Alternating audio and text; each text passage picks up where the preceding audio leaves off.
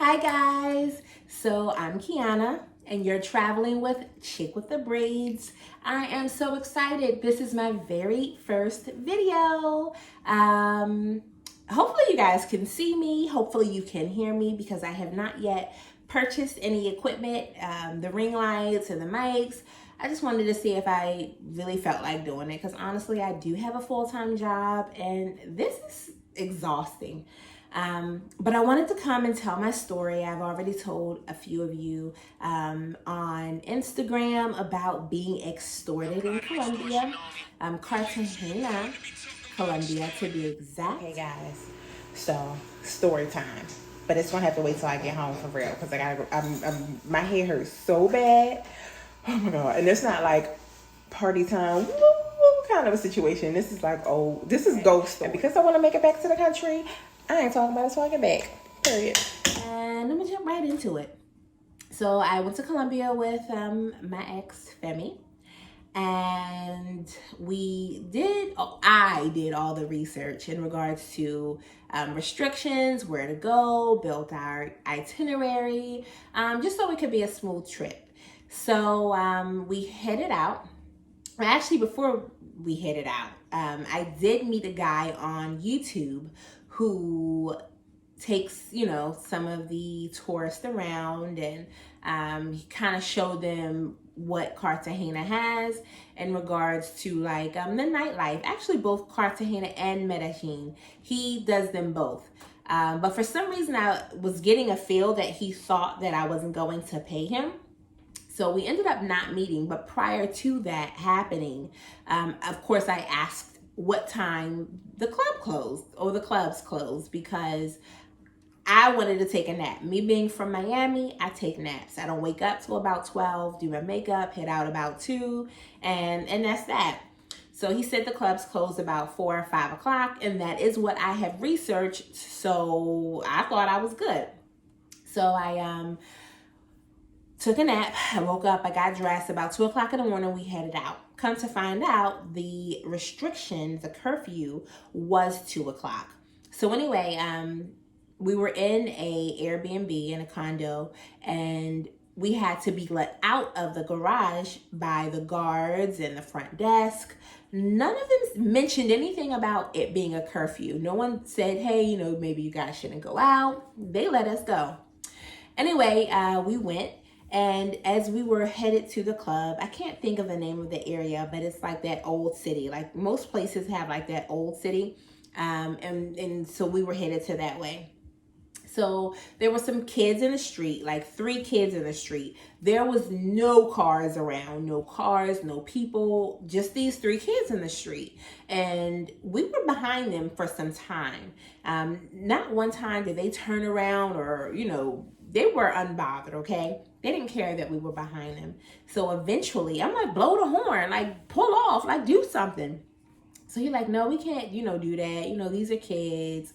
So next thing you know, the kids started begging for money. And the way that they beg in Colombia for money is by doing all of this.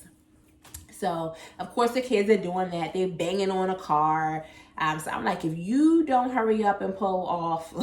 So eventually we got away from the kids, which I'm telling you, for me, that put me at ease because I was nervous. I really felt like these damn kids were going to hurt us. I mean, kids. It's 2 o'clock in the morning. They being bad and shit. I was scared. So anyway, we're driving down the street and next thing you know, we're in the hood. It's 2 o'clock in the morning. The street was full of children and people. So I'm like, what the hell is going on? Like, why are all these kids in the street? Come to find out these kids are homeless children. But I didn't think of that at the time. I'm like, shit, it's lit out here. It's popping. So the police, oh God.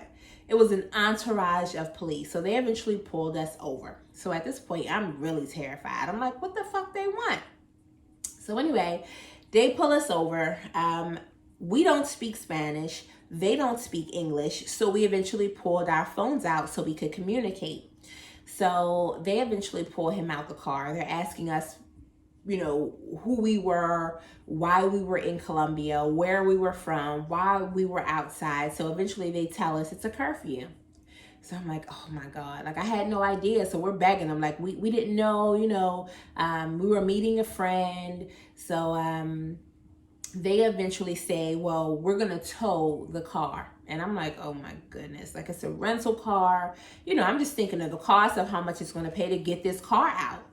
So they're like, we're going to tow the car. So, okay, fine. They're going to tow the car. Let's move on to the next step. I'm already nervous because 1, they got their guns pulled. 2, we are in the hood. It's 2:00 in the morning. There are no other tourists around to be found to kind of watch what was happening. So I'm nervous at this point. So they pull him out the car. I'm still sitting in the car. You got us the ID out here.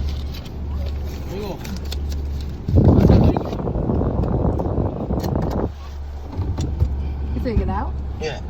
So I'm panicking. So I called my sister, and usually my phone works in different countries. This time the phone didn't ring. Okay, it did like some busy signal. So I'm nervous. So I picked up the phone and called another one of my sisters. Same thing. So I'm scared. I'm like, oh shit, they on to us. Like they must have been following us. They didn't cut off my damn phone, and they gonna get us. Like in my mind, I was about to be taken.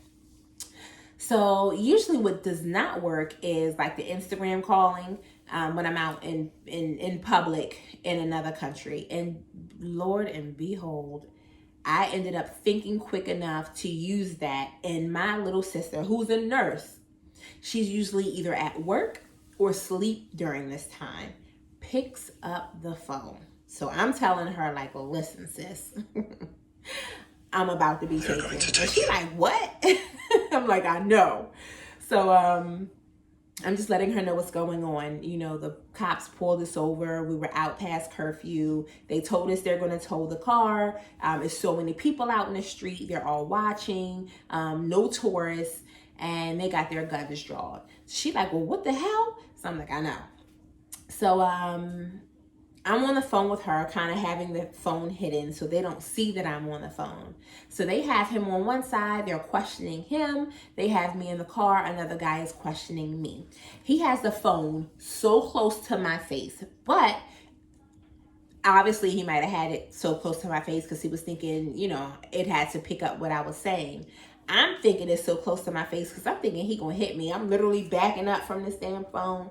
So I'm like, they about to kill him and they're gonna hit me. That was what I had in my mind, So I'm trying to relax myself because I'm tense. I'm like, shit, if they gonna hit me, I need to relax. It's gonna hurt more if I'm so tense. Relax, calm down, be prepared for what's about to happen.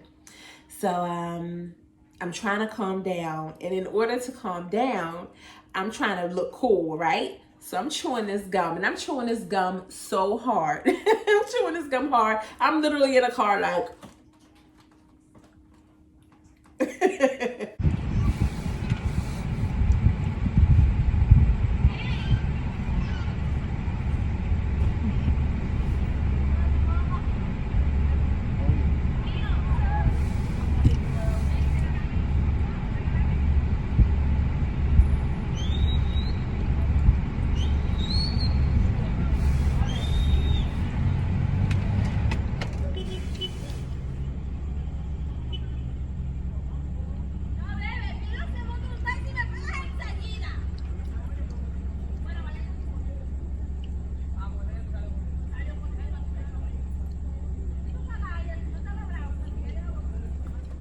I'm trying my best to look cool, calm, and collected so they don't mess with me more. So of course he's asking me all these personal questions. What's your name? Where are you from? How old are you? What do you do for a living? Why did you come to Colombia? Do you like it? Do you like being there? So I'm answering his questions because I'm scared. So he started to say stuff like, you're so beautiful. I need a beautiful woman to take me back with her because I got to get out this country. So I'm scared out my mind. I'm like, oh God, I'm like, this is it. This is it. Okay. If you know anything about me, you know that I'm going to get into some shit. because that's just who I am, okay? I'm not gonna go to a resort and I'm not staying on the resort. I'm gonna meet some locals. I'm gonna go away. I literally have everybody I know who I have traveled with calling me sometimes in the middle of the night, like, girl, you remember that time? Do you remember that time? So in Cuba, Brazil, Bahamas, Aruba, everywhere I've been to, Mexico, we have gotten into some kind of shit. And I can't wait to share those stories with y'all. But right now we're talking about Colombia or whatever, so I'm gonna finish this story because I'm sleepy. But yeah, so he's asking me all these questions, phone literally in my face, it's in my throat, okay? And I'm still trying to be cool, calm, and collected. He's starting to ask questions like, who is that guy you're with? So I'm like, that's my boyfriend. Like, what are you doing? So he like, well, he said he your wife. You his wife. So I'm like, yeah, we're engaged. Da da da da da. So I'm saying whatever. Because at this point, I'm like, how are you going to be trying to talk to me? And you see the guy I'm with right there. So that's what made me think they were going to kill him and they were going to take me.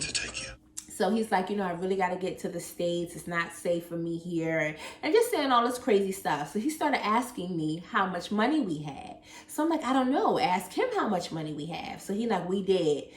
So tell me how much money y'all have. So I'm like, I don't know, maybe 40, 50 bucks. So he like, well, we want it. So I'm like, oh my God. So I'm okay. Tell him you want it so we can go. So at this point, he goes back over to them. He come back over to me. He's asking me again, how much money you have? So I'm like, okay, enough is enough. So after maybe 25 minutes or so, which felt like 2 hours, by the way, because I didn't know what the hell we were going to do. We're in the middle of the hood. They're going to take our car. How we going to get back? Anyway, Femi got back in the car. So I asked him what was going on. What are they saying? So he's like, everything is cool. He cool as a fan, okay? He's not panicking the way I'm panicking. So he like, well, I told them how much money we have. We'll give them the money and we're going to leave. I'm like, well, this guy asked me how much money we had. He like, okay, so they trying to play us. They playing us at this point. So just keep your mouth shut. Like, stop talking. So I'm like, well, how the hell I'm going to stop talking if they got their guns drawn and they want me to talk? So he give them money. He like, I already gave him money to let us go. We good. I'm like, well, he asking for money too. He like, all right, we're here. Give him this money. So I gave him that money. I slid him that money because he didn't want the others to know that I was giving him money too. So Femi gave the other one money. I gave this one money. The rest of them are all just around with their guns drawn. And Lord and behold, y'all, we finally went on our way. Okay, I can breathe. I can finally breathe. So we pulled off. We on our way back. We talking about everything that was happening. I'm mentioning these badass kids. I'm like, listen, this whole thing started with them kids. Like, that shit started to scare me with the kids, okay? So then after this and them having their guns drawn, y'all, we got pulled over again. And this guy wanted the same thing. This guy was by himself and he wanted money. So we're trying to explain to him on the translator that we just got pulled over and we just gave them all our money. He didn't care. He like, you want to go to a bank? He wanted his money. So we pulled out whatever else we had. We gave him the money. Eventually we were able to go. This time it was much quicker, literally like 10 minutes. So I'm on the phone with my sister still. I'm happy. She's happy. He's still cool as a damn fan. We like, girl, like, oh, girl, hurry up and get back to your room. Hurry up, please. Like, so we pulled off. We on our way. We thought we were on our way.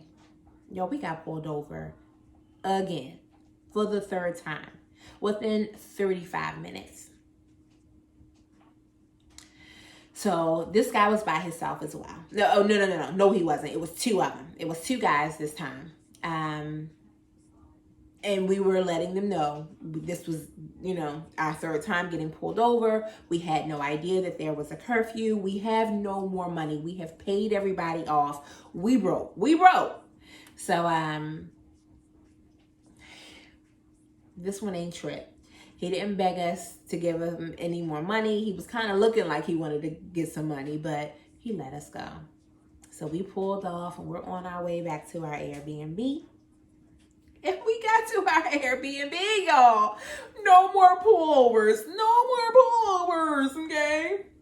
So at this point, I'm happy. I'm scared. I'm anxious. My heart racing. And we just talked about it and had a good laugh. And I eventually went downstairs and let me tell y'all something. One thing that I hate when I go to different countries is when they sell hamburgers, hot dogs, pizza from the microwave. Stop offering me hamburgers, hot dogs, and pizza when I'm in another country. Bitch, I want some motherfucking rice and beans. Give me some of your food. Give me some of your food. But there was a little restaurant downstairs that stayed open 24 hours. They were like cooking food in the microwave. And I went downstairs. I got a hot dog and some french fries. Fuck that hot dogs and french fries up. After my little scurry moment, this little scurry, bitch, this is some scurry shit. After my little scary moment, I stuffed my face and went to sleep. And will I do it again? Hell yeah. Hell yeah. Hell yeah. I really am not trying to discourage you from going to Colombia. I loved Colombia. Colombia is affordable. And you need to get that experience. It has a African vibe to it. And I say that because, of course, people think Colombia, you know, Puerto Rican. They think that Latin feel. And of course, that is what it is. And let me tell y'all something. If y'all thought these American boys want to be rappers, listen, Colombia, you will literally run from these guys and they're going to chase you rapping down the street. If somebody don't go get these Colombian boys some rap deals, okay? Listen. But yeah, I am not trying to discourage you from going. I loved it. I've gotten myself into, like I said, a lot of stuff in different countries, and I am still here to talk about it. That is what this vlog is going to be about. It's not going to be about the beautiful edited pictures. It's going to be about the beauty of the country. It's going to be about the people. It's going to be about their currency. It's going to be about their food. It's going to be about the hood shit. It's going to be about my people. So get ready for that, you know, and I'm excited to tell you all my stories. Like I said, I've gotten into something in Cuba, Barbados, Mexico, Brazil. Everywhere I've been, I have a story to tell, to the point where I thought I was not gonna return, but I did. And again, those are some of the best experiences that I have had. I still have some people calling me like, girl, you remember that time? Hell yeah, hell yeah. So I have no regrets. I really wish I would have done my research to avoid that from happening. But I have a story to tell. Like Biggie said, I got a story to tell. After I shit's on it. No, but really, I gotta go to sleep. I'm tired. Again, I hope you can hear me. I hope you can see me. And thank you so much for tuning in to my first video. Yay! It's over. Again, this is Kiana. You're traveling with Chick with the Braids. And tune in, subscribe, turn your notifications on, because I'm coming for your asses. I'm coming for your asses. I want some of this YouTube money, okay? Actually, oh, look at my nails. Look at my nails. I did them myself or whatever. But yeah, talk to y'all later. Bye.